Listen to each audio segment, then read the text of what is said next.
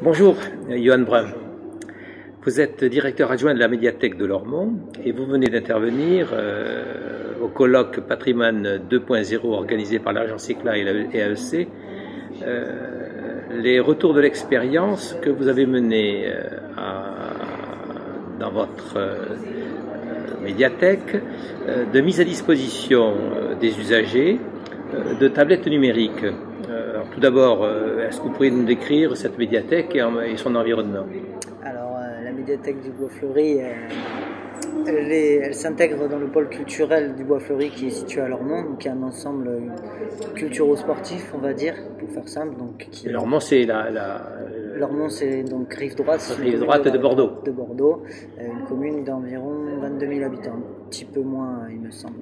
Donc, le contexte du pôle culturel et de la médiathèque, c'est que c'est une construction très récente. On a inauguré en septembre dernier, donc on a un plateau de 2500 m² d'espace public pour la médiathèque, accompagné par une salle d'exposition, un auditorium, un café littéraire et accolé une belle salle de sport qui a une configuration double, à la fois sportive et culturelle, qui peut accueillir aussi des spectacles, puisqu'il y a un traitement acoustique spécifique, etc., pour accueillir des spectacles jusqu'à 1000 personnes en termes de spectateurs.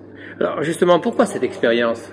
Alors cette expérience, elle vient d'abord peut-être d'un historique municipal, c'est-à-dire qu'il y avait une forte volonté autour des TIC à Lormont avant l'ouverture de la médiathèque, notamment avec la cyberbase, qui avait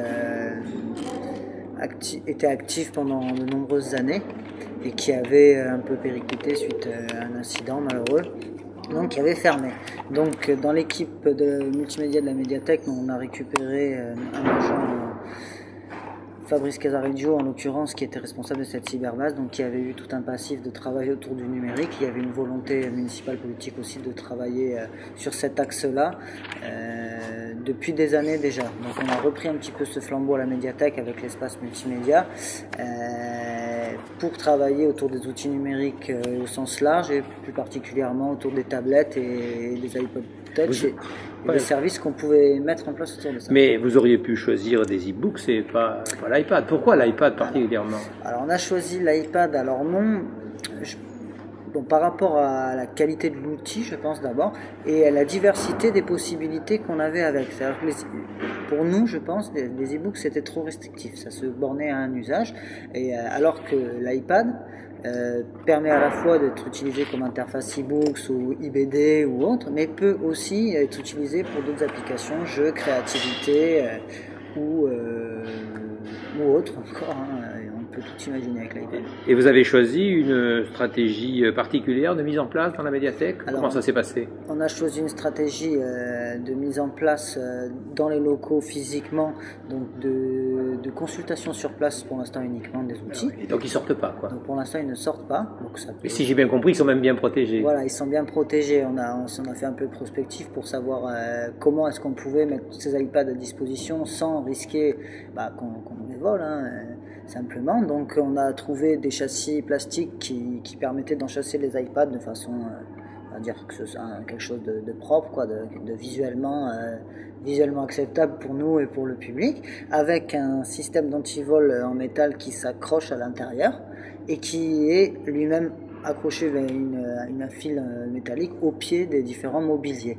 Voilà, donc ça nous a permis de régler la problématique du potentiel vol des iPads. Et il y a eu, comment dirais-je, des spécifications particulières d'utilisation. Est-ce que tous les iPhones, tous les iPads sont-ils utilisés de la même façon? Comment vous avez fait? Alors non, il y a plusieurs usages en fait, donc il y a des usages. C'est en fonction de l'usage. Vous avez déterminé des usages particuliers. Voilà, en fonction des usages et donc après des endroits où est-ce qu'on allait les mettre dans la médiathèque. Donc effectivement, on a un usage, on va dire actualité, presse en ligne et applications multimédia autour de l'espace périodique de la médiathèque, donc avec une sélection d'applications à la fois gratuites et payantes qu'on a sélectionnées pour leur contenu ou ce qu'ils apportent en termes d'ergonomie, d'interface, et qu'on a mis à disposition du public sur des présentoirs adaptés où on peut poser les iPads simplement.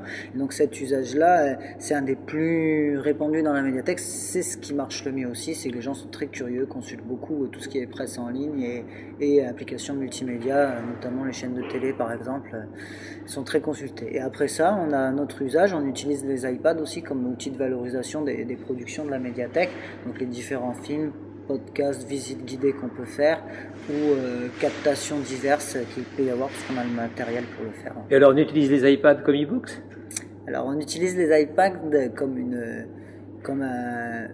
forme d'e-books, comme une forme d'e-books, surtout pour la presse en ligne, mais pas comme un e-books au sens traditionnel. Je vais lire un roman dans le métro, c'est-à-dire je consulte la presse comme je la consulte en fait à l'espace périodique de la médiathèque sur une autre interface.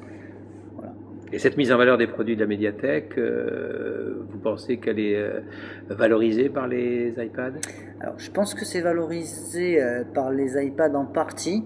Ce sera complémentaire, je pense, d'une mise en ligne sur Internet et d'une communication.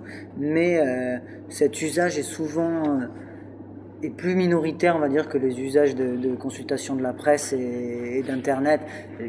Grosso modo, les gens qui sont concernés directement par ces productions aiment beaucoup regarder sur iPad et les voir valorisés dans la médiathèque. Donc pour le public, ça a quand même un impact. Mais après, ceux qui ne participent pas forcément à ces moments créatifs, ils vont essayer un peu détourner l'usage pour aller surfer sur Internet, les plus jeunes notamment. Et est-ce que vous avez fait une mesure de cette expérience? Est-ce que vous avez des retours objectivés de cette expérience? Alors pour l'instant, on n'a pas d'outils statistiques pour quantifier tout ça, puisqu'on a les iPads en libre accès et donc il faudrait les surveiller en fait au quotidien pour pouvoir avoir des vrais chiffres, quoi. Mais bon, on a quand même un retour au moins visuel et avec la pratique qu'on a habituellement. C'est-à-dire que pour moi, il y a une forte utilisation et une forte demande des iPads qui sont dans l'espace périodique, donc où la consultation est beaucoup plus libre en fait que les iPads qui nous servent à valoriser un petit peu nos productions. Et il y a une forte aussi utilisation des iPads et des iPod Touch lors des visites d'exposition notamment, qui sont valorisées par des podcasts ou des visites guidées accompagnées de commentaires de l'artiste si on peut. Et ça, vous les produisez? Ça, c'est nous qui les fabriquons. Ah bon, alors donc vous avez une cellule de fabrication, voilà. Un atelier de fabrication, comment ça se passe? J'ai des agents de multimédia en fait qui ont les compétences pour faire ça, c'est-à-dire qu'on a ce qu'il faut au niveau matériel, donc enregistreur, on a un réflexe numérique de très bonne qualité qui permet de filmer en HD et mes agents ont la compétence en termes de montage vidéo etc. Donc en résumé, comment ça se passe? Il y a une exposition qui est organisée par exemple à la médiathèque. Donc concrètement pour les expositions, mes agents vont prendre des photos des différentes œuvres exposées, dans le cas où ce seraient des œuvres picturales par exemple. Ils vont les monter en une forme de visite guidée, donc avec une chronologie et des séquences, des chapitrages en fait. À chaque chapitre, ils vont enregistrer un commentaire de l'œuvre, donc soit par le commissaire d'exposition, soit si c'est possible par l'artiste en question, donc et finir par faire une visite audio guidée et vidéo. Qui précède ou qui peut accompagner la visite. Qui peut précéder ou accompagner la visite, voire même plus dans un futur proche, qui puisse être mise en ligne pour être récupérée en amont, pour être un outil pédagogique par exemple pour les classes par exemple, bien sûr. Pour préparer la visite. Si vous aviez à décrire des pistes à explorer dans la suite de cette expérience iPad, alors qu'est-ce que vous diriez aujourd'hui? Quelle est la voie? En d'autres termes, est-ce que les iPads ouvrent des portes que vous n'aviez pas envisagées et que vous souhaiteriez explorer maintenant? Personnellement, oui, je pense qu'au-delà on a un petit peu pris la température, on va dire, avec ces usages-là. On a vu aussi les potentialités de mise en valeur de nos contenus et les potentialités aussi créatives de l'outil. Voilà. Ça joue sur les deux tableaux, c'est un outil quand même qui est très polyvalent. Et donc, on voit peut-être la future mise en place de nouveaux ateliers créatifs, mais à partir de cet outil-là, puisqu'on fait déjà des ateliers, mais sur plateforme PC ou Mac traditionnelle. On peut voir aussi des usages ou des sélections d'applications en fonction des différents espaces de la médiathèque qui seraient alors dans ces cas-là plus pertinents pour le public, donc plus ciblés. On peut aussi, alors on a l'idée de faire éventuellement des cafés aussi, cafés numériques autour de tout ça, dans soit conférences ou soit de faire venir des artistes multimédia qui font des performances avec ces outils, donc qui se servent encore de ces outils d'une autre façon.